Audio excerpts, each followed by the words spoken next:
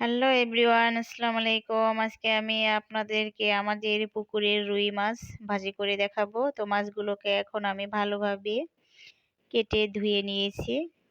তো এইগুলোকে আমি এখন হলুদের গুঁড়ো, মরিচের গুঁড়ো আর লবণ দিয়ে মেখে নিয়েছি। তো এখন কড়াইয়ে তেল দিয়ে দিয়েছি, এখানে দিয়ে দিচ্ছি এখন মাছগুলো। তো কড়াইয়ের ভিতরে প্রথমে আমি একটু লবণ দিয়ে দিয়েছি যেন মাছগুলো আটকে না যায় কড়াইয়ে। তো এভাবে ভাজি করলে মাছগুলো একদমই আটকাবে না, খুব সুন্দরভাবে উল্টে দেওয়া যাবে। তো এখন আমি মাছগুলোকে মিডিয়াম তাপে ভেজে নিব। তো মাছগুলোকে আমি এখন উল্টে দিচ্ছি। তো দেখতে পাচ্ছেন কিভাবে আমি উল্টে দিচ্ছি, মাছগুলো একটু আটকে যায়নি, খুব সুন্দরভাবে উঠে যাচ্ছে।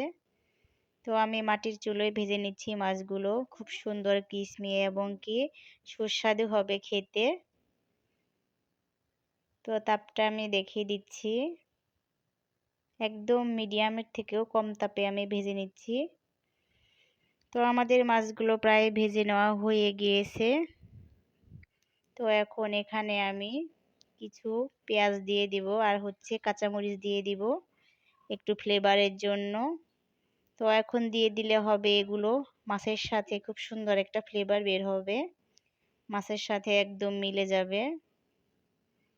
তো লবণটা চেক করে এখন দিয়ে দেওয়া যাবে। তো সেটাও আমি এখন দেখে নিব লবণটা হয়েছে কিনা। তো পেঁয়াজগুলো দিয়ে দিলাম।